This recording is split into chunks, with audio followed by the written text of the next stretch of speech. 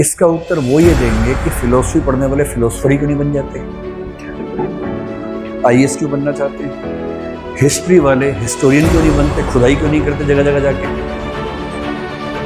उनका जवाब ये है, इसलिए एक तरफा तर्क नहीं लेने चाहिए, दूसरे व्यक्ति का पक्ष भी पता होना चाहिए। दूसरा ये है कि इंजीनियर्स जो होते हैं उनका काम करने का तरीका बड़ा स्मार्ट होता है। प्रॉब्लम क्या है आइडेंटिफाई करना, सॉल्यूशन निकालना, शॉर्टकट निकालना, वो सब तरीके जो ट्रिक्स वाला काम है वो भी उनको हमसे बाकी लोगों से बेहतर आता है। अब अगर मैं आपसे ये कहूं कि जो इंजीनियर बने थे वो दरअसल स्कूल में सबसे अच्छे बच्चों में थे पहले थे, और आईएएस की परीक्षा में सब बैठते हैं तो क्योंकि वो अच्छे थे उनके लिए आसान हो गया सेलेक्ट होना।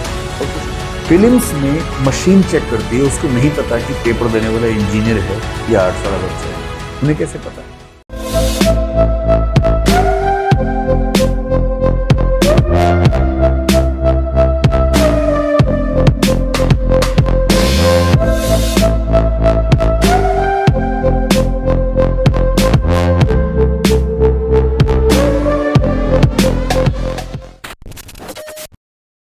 इसके बाद है कि कितने घंटे पढ़ना चाहिए। उससे पहले आईआईटी वाला ये जो बच्चा था बनारस का सुल्तान, उसने कहा था कि आईआईटी वाले आईआईटी ही क्यों नहीं कर लेते, यहाँ क्यों आते हैं। देखो आईआईटी वाले आईआईटी में 4 साल पढ़ लिए, फिर आईआईटी कैसे करेंगे, आईआईटी तो हो गया।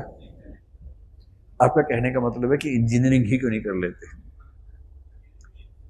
उसी में कुछ अच्छा कर ले। इसका उत्तर वो ये देंगे कि फिलोसफी पढ़ने वाले फिलोसफर ही क्यों नहीं बन जाते,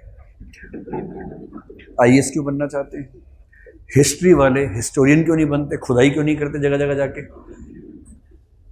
उनका जवाब ये है, सोशियोलॉजी वाले सोशियोलॉजिस्ट क्यों नहीं बनते, समाज का अध्ययन क्यों नहीं करते हर गली मोहल्ले में जाके। अब आप सोच रहे हैं मैं क्या बोलूं, मुश्किल हो गया ना। इसलिए एक तरफा तर्क नहीं देने चाहिए, दूसरे व्यक्ति का पक्ष भी पता होना चाहिए। आईआईटी को लेके ना मन में नाराजगी मत रखिए, मैं आपको एक बात समझाता हूँ। मैं ऐसी बातें नहीं बोलूंगा जो आपको अच्छी लगे, मैं वो बातें बोलूंगा जो ठीक हैं ताकि आपको समझ में आए। आईआईटी के लोग आईएएस में ज़्यादा रैंक ले आते हैं, इंजीनियर ज़्यादा रैंक ले आते हैं, क्यों ले आते हैं, सवाल ये है ना। इसके 2-3 मोटे मोटे जवाब तो हैं। एक तो जवाब ये है कि उनको आईआईटी या बीटेक करते करते ना बहुत ज़्यादा पढ़ने की, सीरियस होने की, बहुत मेहनत करने की हैबिट पड़ जाती है। एक तो ये फैक्टर है, वो सीरियस होकर हैबिट के तौर पे काम कर लेते हैं। दूसरा ये है कि इंजीनियर्स जो होते हैं उनका काम करने का तरीका बड़ा स्मार्ट होता है। प्रॉब्लम क्या है आइडेंटिफाई करना, सॉल्यूशन निकालना, शॉर्टकट निकालना, वो सब तरीके जो ट्रिक्स वाला काम है वो भी उनको हमसे बाकी लोगों से बेहतर आता है जनरली। ये 2 फैक्टर्स तो हैं। एक और फैक्टर की बात करते हैं, समझते हैं, क्योंकि जीवन को समझना भी तो है ना, केवल आंदोलन थोड़ा करना हर बात पे, चीज़ों को समझना भी है। मुझे ये बताइए कि आप लोग जिस भी स्कूल में पढ़ते थे उस स्कूल में जो बच्चे सबसे अच्छे पढ़ने में थे, आमतौर पर, सभी नहीं, आमतौर पर उन्होंने 10वीं के बाद साइंस लिया था, कॉमर्स लिया था या आर्ट्स लिया था, साइंस लिया था, ठीक है। 12वीं के बाद जो बच्चे आपके स्कूल में सबसे अच्छे थे पढ़ने में, आमतौर पे उन्होंने इंजीनियरिंग की, मेडिकल किया, बीएससी किया, बीए किया या बीकॉम किया, इंजीनियरिंग की, ठीक है। आमतौर पर कुछ अपवाद होते हैं इसमें, कुछ एक्सेप्शंस तो होते ही हैं, जनरल बात हम कर रहे हैं। इसका मतलब ये हुआ कि जो बच्चे स्कूल में सबसे अच्छे थे वो सामाजिक प्रभाव में, सामाजिक दबाव में इंजीनियर बने।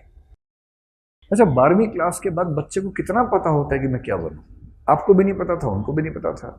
उनके माँ बाप ने 2 लगाए, चल इंजीनियर बन, तो इंजीनियर बन गए।